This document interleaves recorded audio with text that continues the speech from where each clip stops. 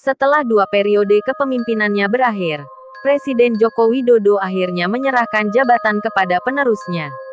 Meski tak lagi memimpin negara, beliau tetap diberikan fasilitas rumah dinas di kawasan Jakarta yang dikenal sebagai tempat tinggal para mantan presiden. Rumah besar dengan arsitektur klasik itu tampak megah dari luar, tetapi begitu beliau menginjakkan kaki di dalamnya, hawa aneh langsung terasa. Sejak awal, Ibu Iriana merasa tak nyaman. "Pak, kenapa rumahnya terasa dingin sekali? Padahal kita belum menyalakan AC," bisiknya saat mereka pertama kali masuk.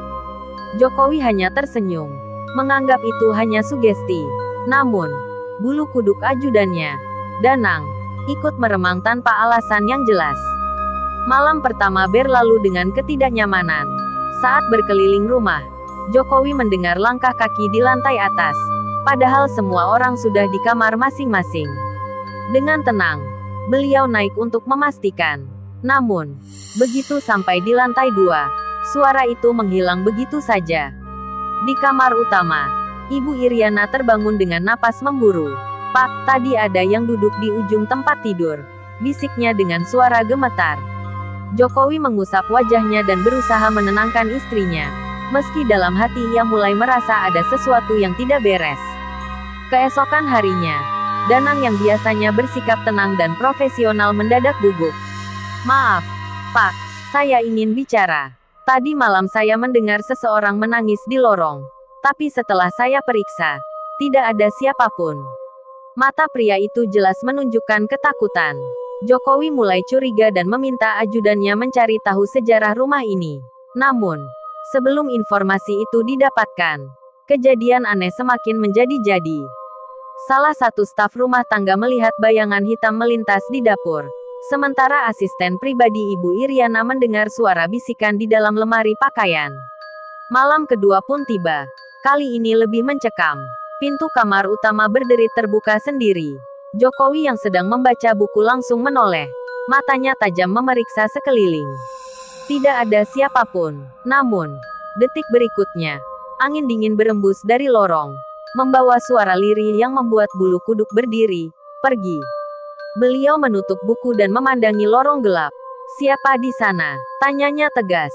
Tak ada jawaban, hanya keheningan yang terasa semakin berat, seolah ada sesuatu yang mengintai dari dalam kegelapan. Malam itu terasa lebih panjang dari biasanya. Setelah mendengar bisikan halus yang menyuruhnya pergi, Jokowi memilih untuk tetap tenang. Namun, perasaan tidak nyaman semakin menguat. Lorong di depan kamar utama terasa lebih gelap dari sebelumnya, seolah ada sesuatu yang bersembunyi di dalamnya.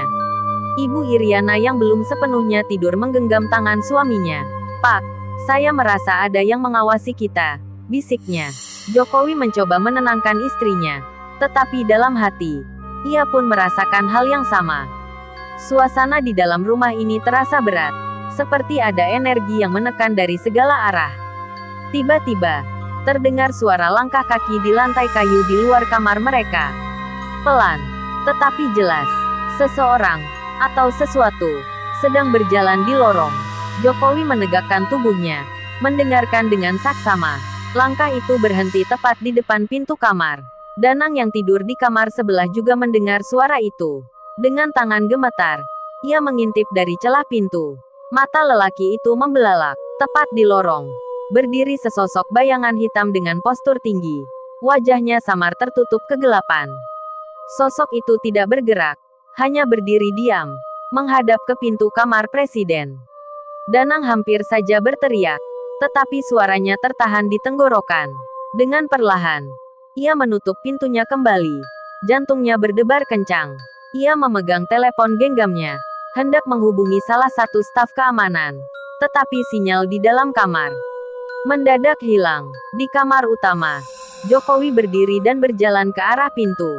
Dengan tenang, ia meraih gagang pintu dan membukanya. Lorong tampak kosong. Hanya ada kegelapan yang terasa lebih pekat dari sebelumnya. Namun, sebelum ia sempat melangkah keluar, hawa dingin kembali berembus, membawa suara lirih yang menggema di telinganya. "Jangan lihat ke cermin." Jokowi mengerutkan kening. Ia menoleh ke kanan, ke arah cermin besar yang tergantung di dinding lorong. Dalam pantulan cermin, ia melihat sesuatu yang seharusnya tidak ada. Sesosok perempuan berpakaian putih, berdiri di belakangnya dengan wajah hancur dan mata kosong.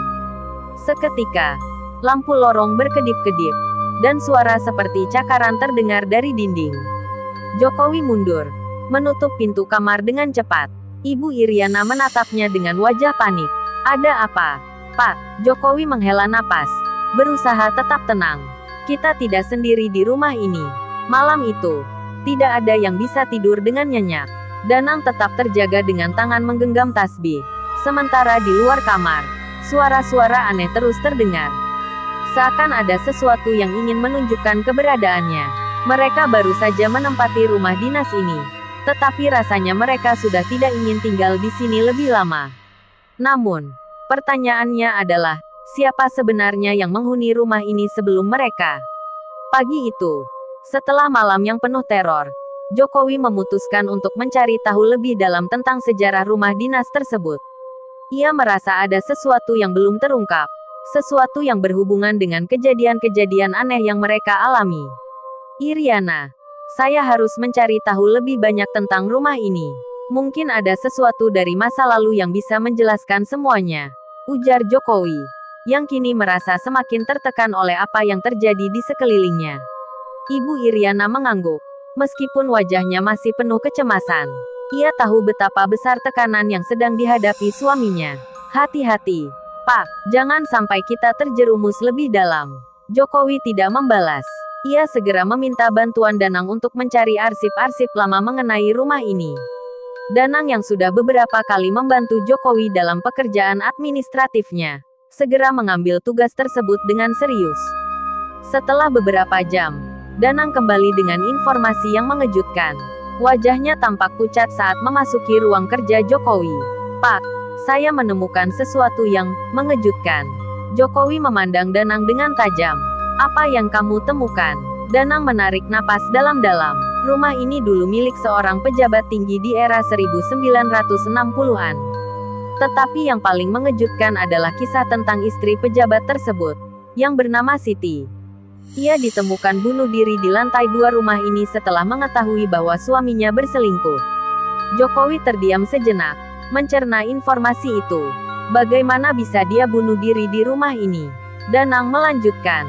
Siti ditemukan gantung diri di depan cermin besar yang ada di lorong lantai 2. Menurut saksi mata, sebelum kematiannya, Siti sering berkata bahwa ia akan membalas dendam kepada siapapun yang tinggal di rumah ini setelahnya. Jokowi merasakan sebuah ketegangan menyelusup di dadanya. Siti, katanya perlahan.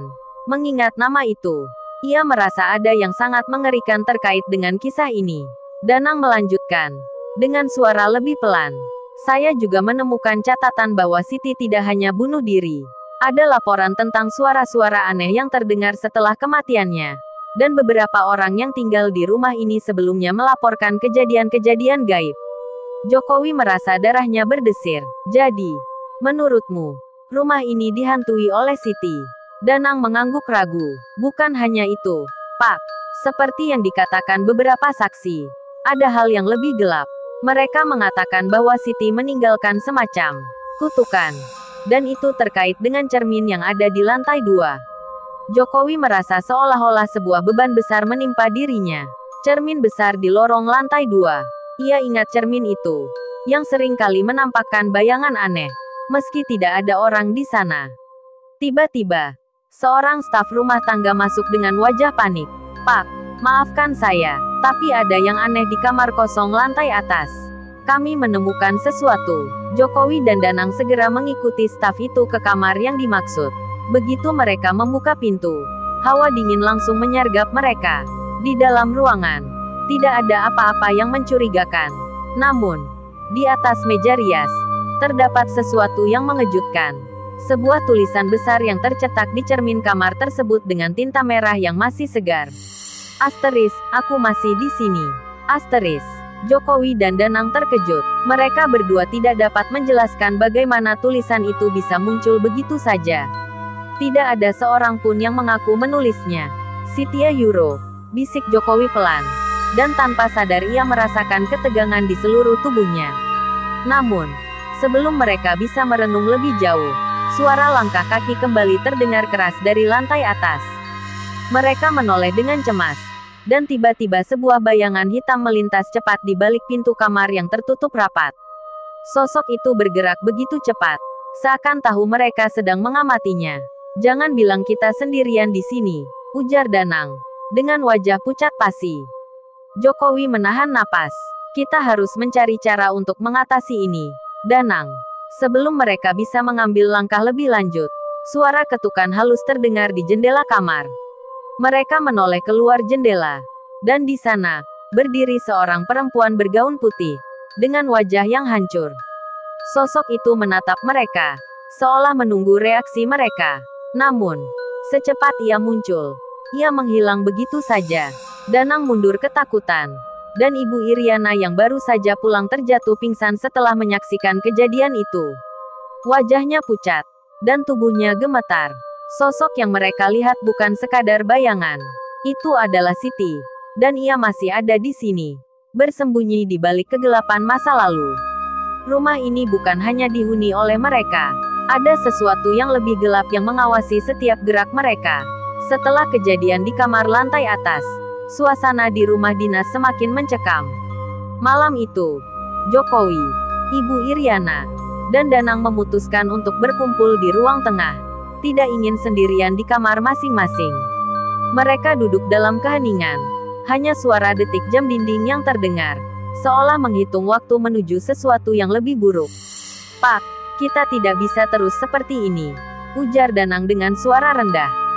"Saya sudah menghubungi seorang paranormal yang dikenal mampu menangani kasus seperti ini. Besok pagi dia akan datang." Jokowi mengangguk. Meski dalam hatinya masih ada keraguan. Ia bukan orang yang mudah percaya tahayul. Tetapi kejadian-kejadian aneh ini sudah di luar nalar. Ibu Iriana hanya diam.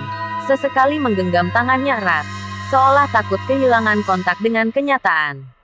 Tiba-tiba, lampu di ruangan berkedip-kedip, lalu mati total. Seketika, hawa dingin menyelimuti ruangan. Danang meraih senter dari ponselnya. Tetapi sebelum ia sempat menyalakannya, terdengar suara berderak keras dari lantai atas, seperti seseorang sedang menyeret sesuatu yang berat. Jokowi menegang.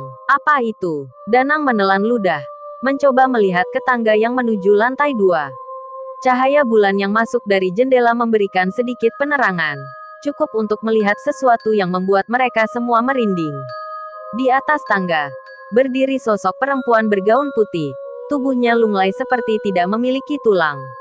Wajahnya rusak, matanya kosong, dan bibirnya menyunggingkan senyum mengerikan.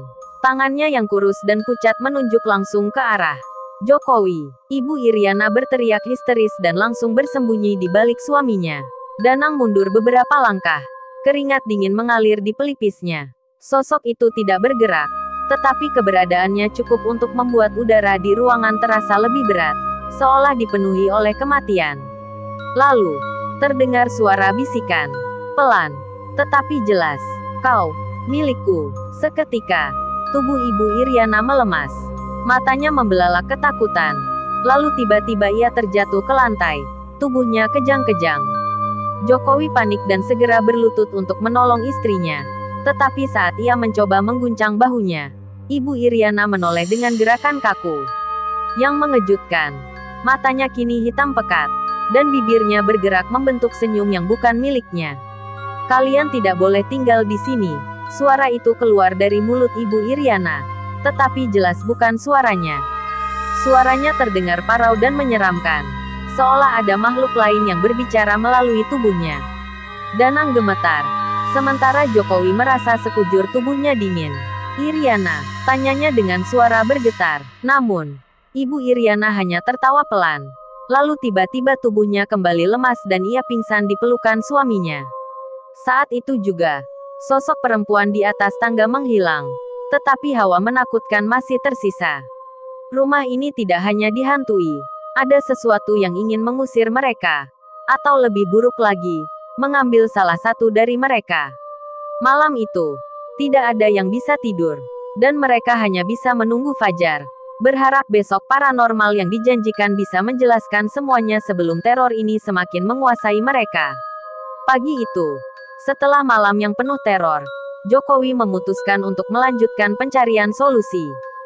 Seorang paranormal yang telah dipanggil sejak kemarin sore, akhirnya tiba. Namanya Pak Togar.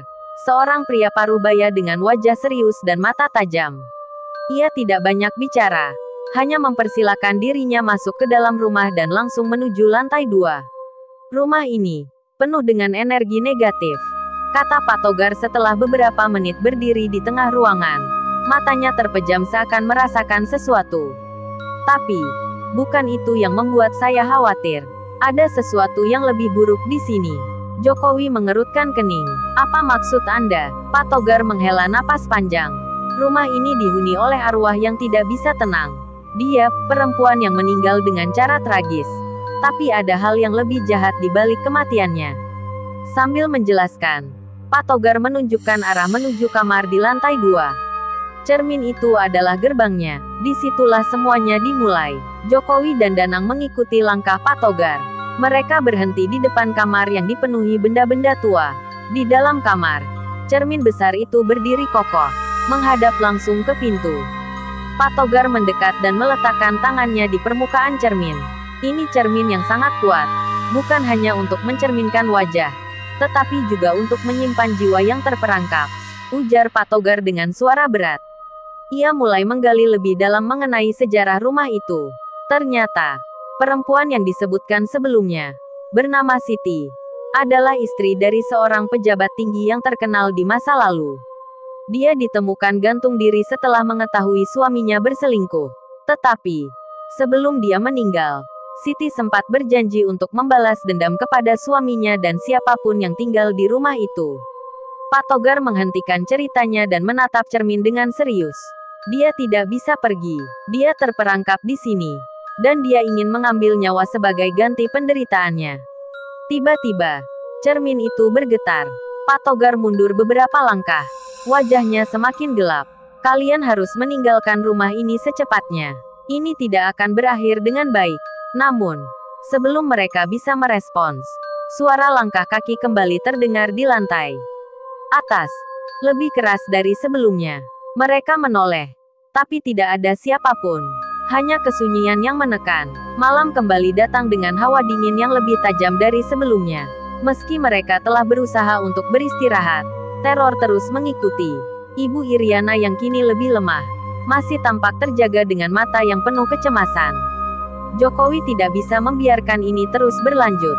Ia harus melindungi keluarganya. Pak Togar kembali datang malam itu, membawa beberapa perlengkapan ritual. Ini adalah satu-satunya cara untuk menghentikan semuanya, katanya dengan serius.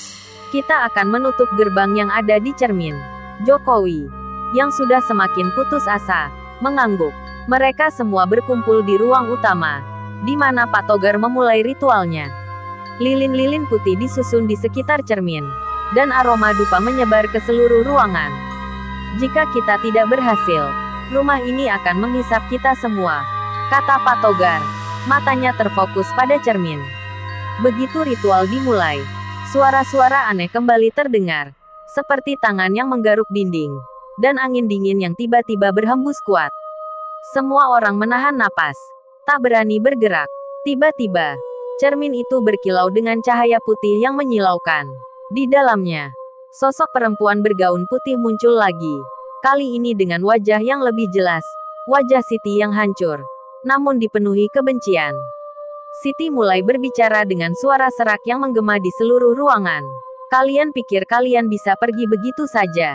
Aku tidak akan membiarkan siapapun meninggalkan rumah ini. Pak Togar memegang salib di tangannya dan mengucapkan doa dengan lantang. Namun, cermin itu mulai retak, seolah menahan setiap kata yang keluar dari mulutnya. Jangan biarkan dia mengambil nyawa kita, ujar Danang dengan suara gemetar. Cermin itu mulai bergetar lebih hebat, dan tiba-tiba terdengar suara keras seperti ledakan. Semua lilin padam seketika, dan ruangan itu menjadi gelap gulita. Mereka hanya bisa mendengar desisan nafas mereka masing-masing. Pagi itu, matahari tampak menyinari rumah dinas dengan terang. Namun suasana di dalam rumah masih suram. Pak Togar merasa mereka baru saja melalui pertempuran besar, namun kemenangan masih jauh dari jangkauan. Terkadang, Energi jahat bisa menguasai lebih dari yang kita bayangkan. Katanya, wajahnya lelah. Namun, ini belum selesai. Siti masih di sini. Dan dia tidak akan pernah membiarkan siapapun tinggal di rumah ini. Jokowi merasa semakin terpojok. Rumah yang seharusnya menjadi tempat yang aman bagi keluarganya kini menjadi sumber ketakutan yang tak bisa dihindari. Keputusan untuk pergi dari rumah ini mulai menjadi pilihan yang semakin kuat. Meskipun itu berarti harus mengorbankan semua kenyamanan yang mereka miliki. Tapi sebelum mereka bisa bertindak, suara keras dari lantai atas membuat semua orang terlonjak. Dari kamar yang dulu kosong, terdengar suara orang menangis. Jokowi segera memimpin mereka untuk menuju ke sumber suara itu. Di depan pintu kamar, mereka menemukan sebuah pemandangan yang tidak bisa mereka percaya. Di dalam kamar, cermin besar itu kini tidak hanya retak, tetapi telah mengeluarkan cairan hitam pekat yang menetes ke lantai. Di dalam cermin, mereka bisa melihat bayangan sosok perempuan yang jelas. Siti berdiri menghadap mereka dengan senyum yang semakin lebar. "Kenapa kalian bertahan? Aku akan membawa kalian bersamaku." Suaranya menggema dengan penuh kebencian. Tak ada waktu lagi untuk berpikir. Patogar segera memimpin mereka untuk melakukan ritual terakhir. "Ini adalah satu-satunya cara untuk mengusirnya," katanya. Matanya penuh tekad. "Kita harus menutup gerbang ini selamanya." Mereka semua berdiri mengelilingi cermin, memegang lilin yang masih menyala. Suara tangisan Siti semakin keras, dan ruangan itu mulai bergetar. Hebat, cermin itu kembali berkilau, dan bayangan Siti semakin jelas. Dengan suara lantang, Patogar memulai mantra terakhir. Tetapi, saat ia hampir selesai, cermin itu pecah dengan keras, dan sosok Siti muncul di depan mereka, menjerit dengan penuh amarah. Jokowi, dengan keberanian yang tersisa, melangkah maju dan berteriak, "Kami akan pergi, tetapi kau tidak bisa menguasai kami." Tiba-tiba, cahaya putih yang sangat terang menyelimuti ruangan, dan suara Siti menghilang. Begitu cermin hancur, semua teror itu berakhir, dan rumah dinas yang selama ini terhantui akhirnya menjadi tenang. Namun, meskipun ketakutan mereka mereda, ada perasaan kosong yang tetap tertinggal. Siti mungkin sudah pergi, tetapi bayangannya akan tetap menghantui mereka, mengingatkan bahwa kadang-kadang teror terbesar datang dari masa lalu yang tidak pernah terlupakan.